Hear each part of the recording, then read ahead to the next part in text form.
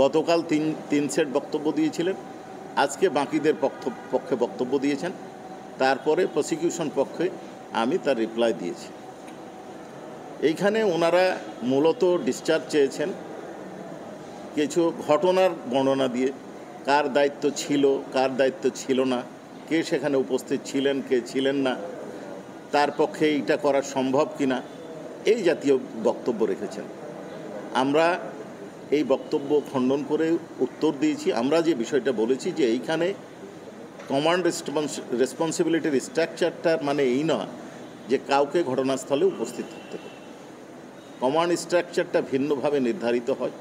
কেউ ঘটনাস্থলে না থেকে তার অধস্তনদের নির্দেশ দিতে পারেন, কেউ আরও কমান্ড স্ট্রাকচারটার বর্ণনা হচ্ছে একটা লোক একটা অপরাধ করলো তার অধীনে, তাকে শাস্তি দিল না, জানার পরে এটাও তার কমান্ড রেসপন্সিবিলিটি। কেউ তাকে সহযোগিতা করলো, কেউ নীরব থাকলো।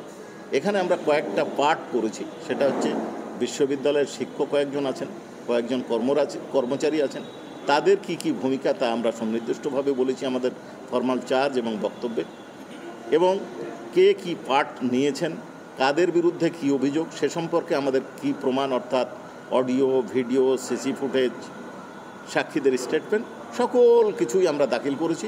এবং ঘটনাগত বিষয় চার্জ হিয়ারিংয়ে বিবেচনার সুযোগ আছে বলে আমরা মনে করি না, এই বিষয়টা ট্রাইব্যুনালকে বলেছি।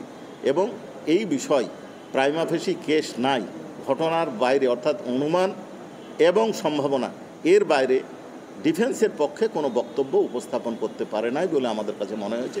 এই বিষয়টাই আমরা ট্রাইব্যুনালে তুলে ধরেছি এবং আমাদের বক্তব্য শেষ করেছি।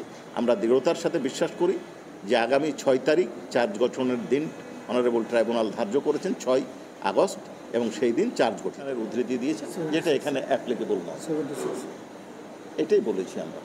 ট্রাইব্যুনালও বলেছেন যে এটা তো, উনিও পরে স্বীকার করেছেন, উনি প্রথমেই বলেছেন যে এটা পেনাল কোড তো বিচার হচ্ছে না, পেনাল কোডে আইনে পেনাল কোডে তো বিচার হচ্ছে না, বিচার হচ্ছে ইন্টারন্যাশনাল ক্রাইমস ট্রাইব্যুনাল অ্যাক্ট 1973-তে।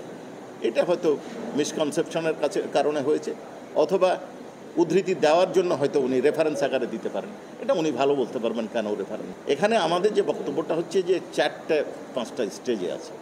এক হচ্ছে কে নির্দেশ দিয়েছেন, কে সহায়তা করেছেন, কে আশ্রয় দিয়েছেন, কে প্রশ্রয় দিয়েছেন, কে সরাসরি গুলি করেছেন, এবং সাবসিকুয়েন্টলি কে এই হত্যাকাণ্ডটাকে ধামা চাপার জন্য কে কিভাবে অংশগ্রহণ করেছে। এই কয়েকটা পর্যায়ে আমাদের অভিযোগ। 30 জনের বিরুদ্ধে, সকলের বিরুদ্ধে একই অভিযোগ না, ভিন্ন ভিন্ন অভিযোগ আছে। আমির হোসেন এবং সুজন চন্দ্র রায়, এই দুজনের বিরুদ্ধে, যাদের ভিডিও আপনারা দেখেছেন, আমরা কগনিজেন্সের দিন দেখিয়েছিলাম। একজন এমএলএসএস এর মানে তার পার্ট সুপিরিয়র কমান্ড রেসপন্সিবিলিটি নাই, ওনারা ভুল, এটা একটি পার্টিসিপেশন আছে, ওনারা বর্ণনাগত পড়তে যে ওনারা ভুল করেছেন, নিচে ওনার স্পেসিফিক পার্টিসিপেশন আছে, উনি কীভাবে অংশগ্রহণ করেছেন, কী করেছেন সেই বর্ণনা আছে। এই সবগুলাই আছে, আমরা সাক্ষ্য প্রমাণে দাখিল করব। আর মইনুল সাহেব ইনভেস্টিগেশনে যাননি, উনি সহযোগিতার জন্য গেছিলেন, ঘটনাস্থল পরিদর্শনের জন্য, প্রসিকিউশনকে সহযোগিতা করবেন। ইনভেস্টিগেশন কমান্ড অথরিটি উপস্থিত থাকতেই হবে এরকম না, উপস্থিত থেকে কেউ নির্দেশ দিতে পারে, অন্য কারো নির্দেশিত হয়ে আরেকজন নির্দেশ দিতে পারে। কমান্ড রেসপন্সিবিলিটিতে একই সাথে 5 জন রেসপন্সিবল হতে পারে। নিউ ইয়র্ক থেকে সম্প্রচারিত TVN 24 টেলিভিশন বিশ্বজুড়ে বাঙালির কণ্ঠস্বর।